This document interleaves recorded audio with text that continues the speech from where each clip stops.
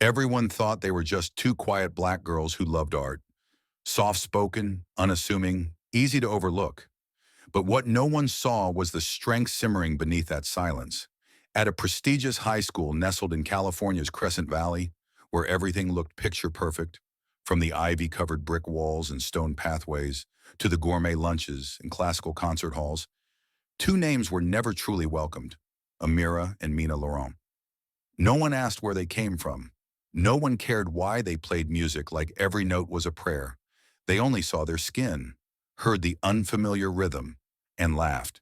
But in silence, Amira was tuning her violin like she was preparing for battle. Mina laced up her worn ballet shoes like she was strapping on armor. No one realized until it was far too late that they hadn't come to be accepted. They came to wake people up. And when the weight of judgment finally crossed the line, when their dreams were crushed and their dignity became a public joke, they didn't scream. They didn't break. They stood up with art. And from that moment on, the school would never be the same. If this story made you pause, even for a second, stay with us. Because what happens next, you won't want to miss. The California sun still filtered through the trees, casting warm patches of gold across the stone courtyard. But for Amira and Mina, there was no warmth in the way students stared. It wasn't curiosity, it was distance. Polite on the surface, frozen underneath. Their uniforms were spotless, shoes shined, hair neatly tied back. Their grandmother had helped them get ready that morning, her hands trembling slightly as she pinned Mina's name tag in place.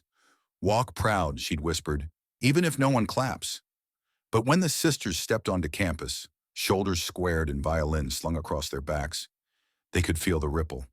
Conversations quieted, eyes lingered too long. No one said hello. Inside the music wing, walls were lined with plaques and portraits, smiling faces of past winners, competition trophies polished like relics. All of them white, all of them belonging. Mina caught sight of a notice board listing performers for the upcoming winter showcase. Her name wasn't there. Neither was Amira's. Though both had auditioned, though both had passed, they said it was an oversight.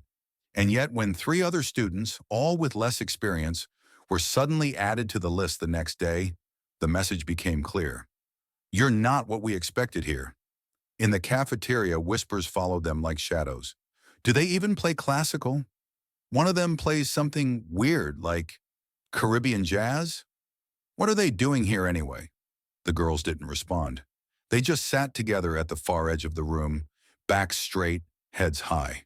Amira doodled music notes on a napkin. Mina stared at the floor, her foot tapping out a rhythm no one else could hear. They had promised themselves not to make trouble, not to speak unless spoken to. But trouble, it seemed, didn't need an invitation. It arrived anyway. It started with a missing violin bow, then a broken locker hinge, then graffiti written in Sharpie on Mina's ballet bag. Go back to where rhythm belongs. No one saw anything. No one said anything, except for one girl, a freshman with wide eyes and braces, who dropped a note in Amira's locker. They did the same to my brother. Be careful.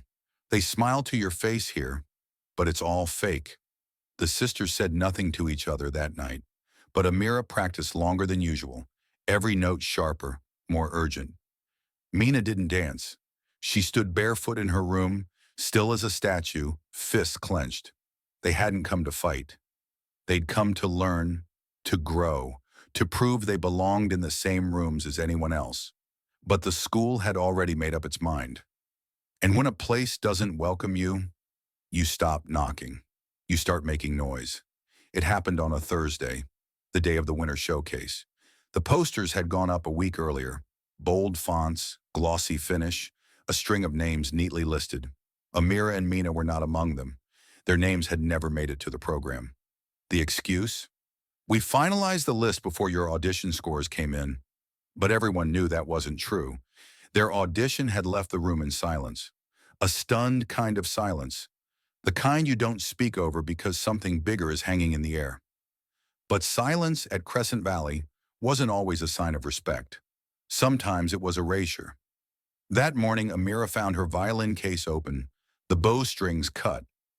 Mina's ballet shoes were hanging from the auditorium door by their laces, stiffened with glue. No one spoke up. The janitor simply muttered, "Tough luck, kid," and kept sweeping. They could have gone home. They could have cried. They almost did. But then Mina looked at Amira and said just 3 words. "Play it anyway." That night, the auditorium glowed with warm stage lights and rows of parents in pressed suits and pearl necklaces. The showcase began like any other. Vivaldi, Mozart, Bach. Predictable, polished, boring. Midway through the event, the host cleared her throat and adjusted her glasses. "We have an unscheduled presentation, a special interpretation by 2 of our students, Amira and Mina." There was a pause, some murmuring. Then the curtain drew. They stepped onto the stage in silence. No costume, no announcement. Just Amira holding a borrowed violin, 3 strings instead of 4, and Mina barefoot in black. A hush fell over the crowd. Amira raised her bow. The first note was not classical. It was raw, scratchy, almost wrong. Then came the second. Then a rhythm, a rising, aching kind of melody that didn't fit any composer on the program. It wasn't polished, it was personal. It spoke of something deeper, of stolen space, of buried dignity, of the long, quiet weight of being invisible. Mina moved with it, not like a ballerina, but like someone who'd spent her whole life holding in a storm. Her hands cut through the air like cries. Her feet thudded like heartbeat. Her body wasn't obeying music. It was commanding it. It was a performance of grief, of defiance, of truth. And slowly the room changed. People stopped shifting in their seats. The laughter died, phones lowered. Even the faculty at the back of the room, arms crossed, began to lean forward. Amira's bow lifted high, then dropped into a furious, trembling tremolo.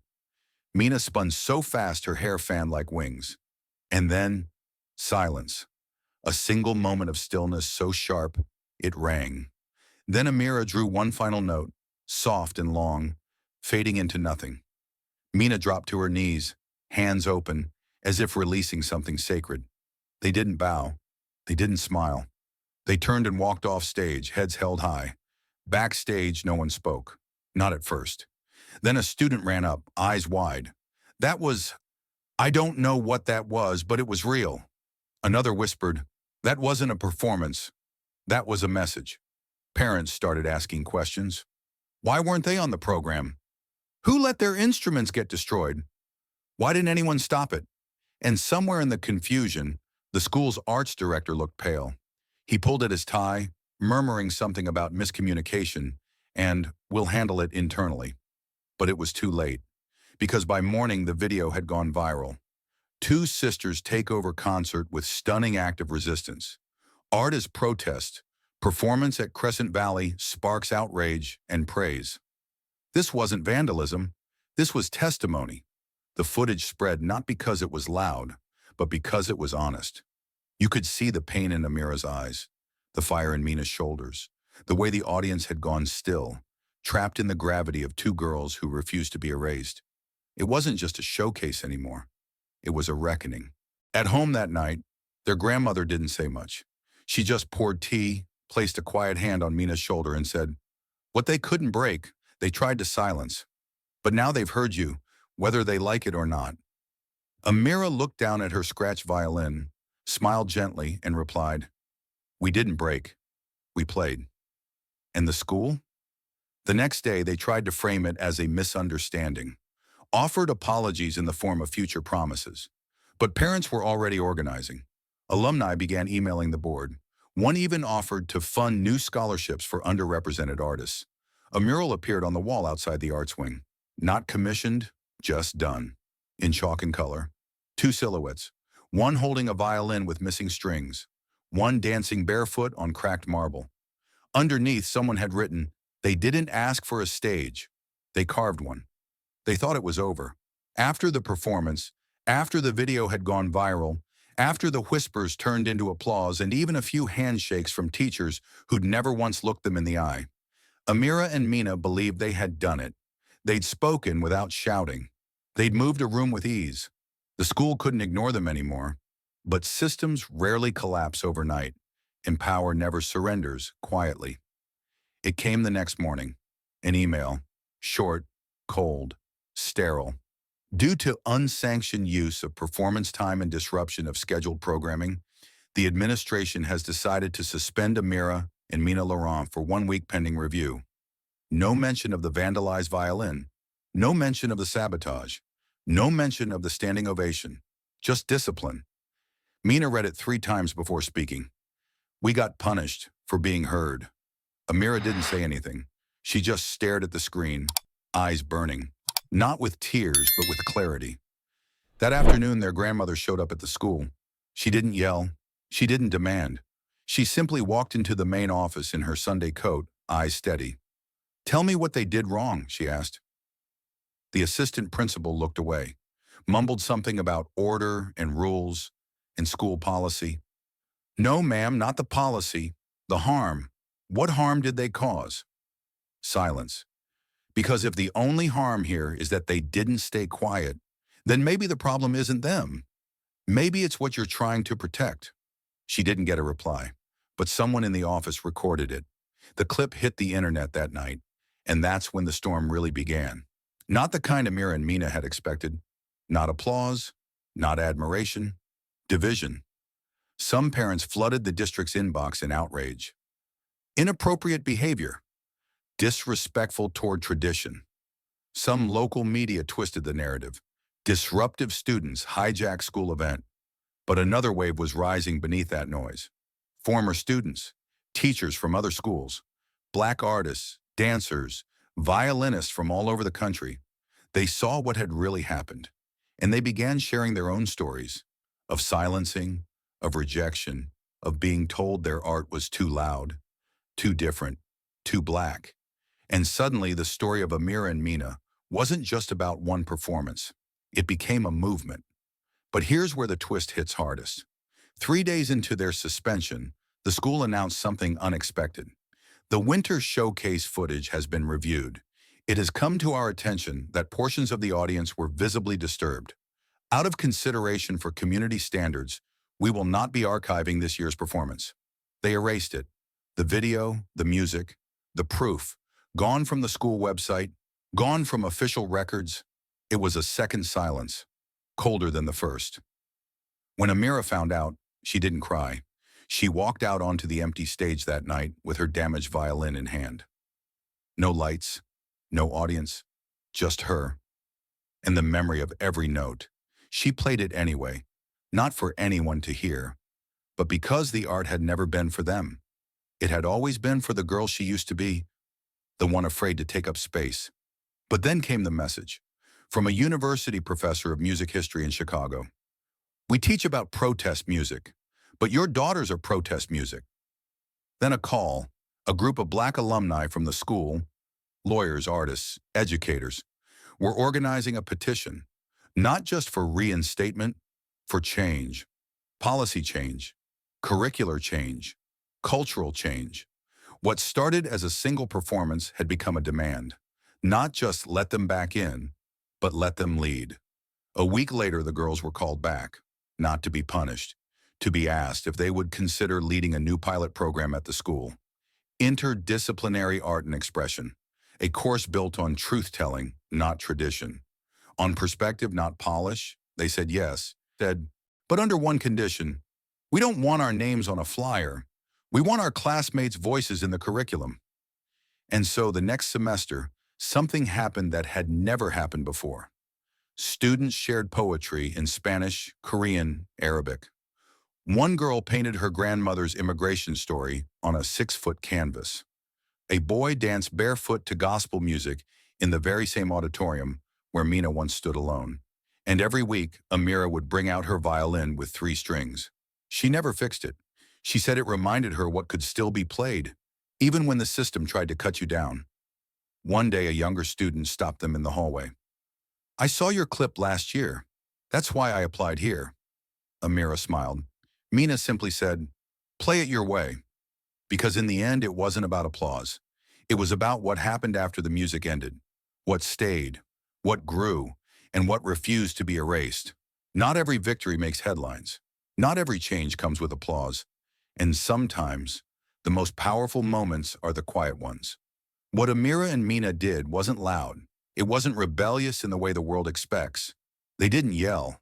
They didn't strike back. They didn't tear anything down. They built something instead. From silence, from art, from a kind of strength you can't measure in sound, only in soul. And that's what stays with us. That's what matters most. Because somewhere out there, as you're listening to this, there's a young girl sitting in the back of the room, wondering if she's too much or not enough. There's a father who doesn't know how to protect his daughter from the world's quietest cruelties. There's a grandmother holding on to stories she's never told, waiting for someone to listen. And maybe now they will. Not because this story had a perfect ending, but because it refused to end where it was supposed to. It could have ended with vandalism. It could have ended with shame. It could have ended with a suspension and silence and the system getting what it wanted. But it didn't, because Amira and Mina did something most of us are too tired or too scared to do. They stood when it would have been easier to sit. They spoke when the rules said stay quiet. They created weight in a world that wanted them to disappear. And that is legacy.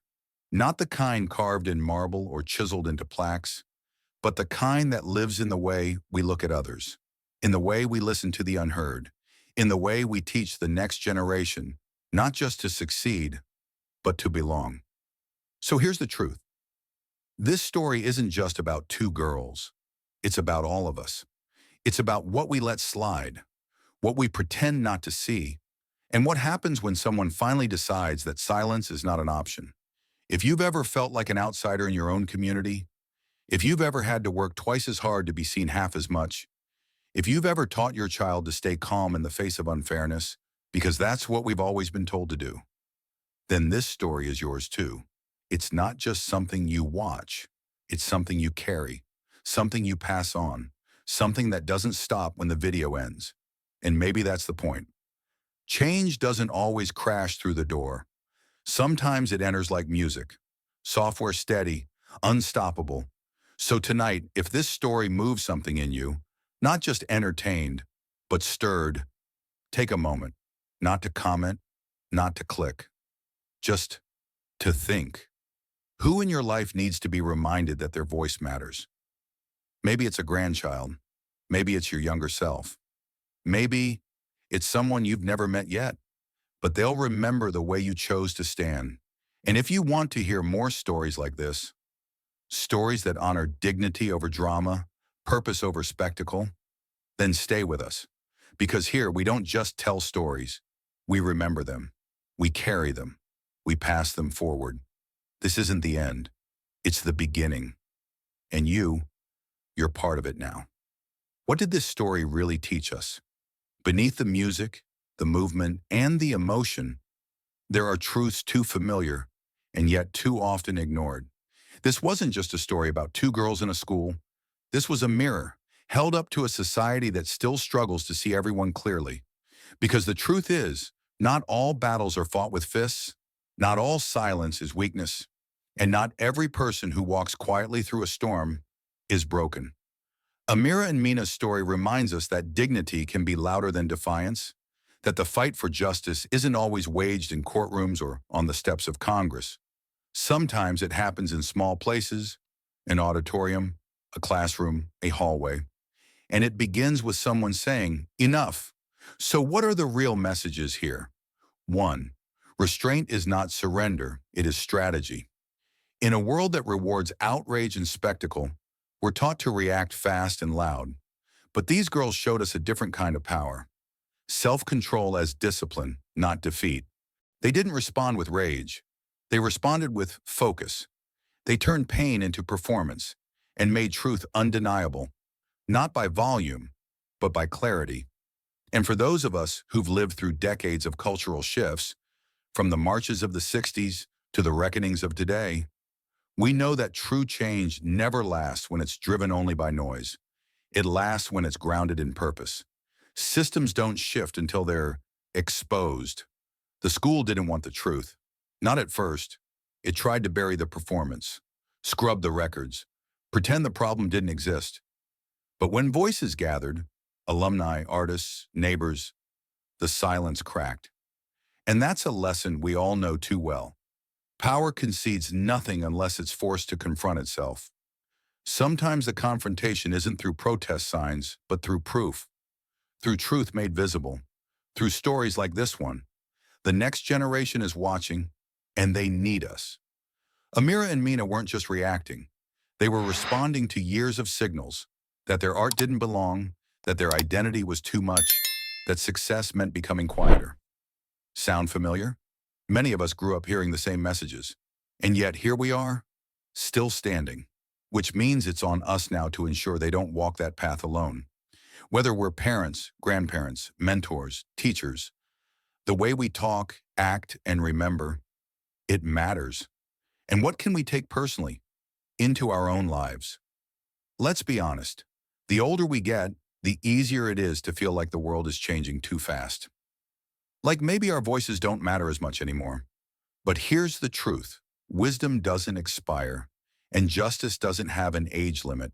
Your calm presence in a family, your story at the dinner table, your decision to speak up at a PTA meeting or help a neighbor kid feel seen. Those things ripple, they teach, they guide. Because when older generations show courage, it gives younger ones permission to do the same. So what now? What action can you take? You don't have to go viral. You don't have to march. But you can do something. Share this story with someone younger, a grandchild, a neighbor, a friend. Ask a hard question in your community. Who here still feels invisible? Write to your local school board, your library, your community center, and ask how they're uplifting voices that are too often silenced, or simply be the voice in someone's life that says, you matter exactly as you are. Don't shrink. Because in the end, stories like this aren't meant to entertain. They're meant to echo, to remind us what's possible, to make us ask better questions of ourselves and our world.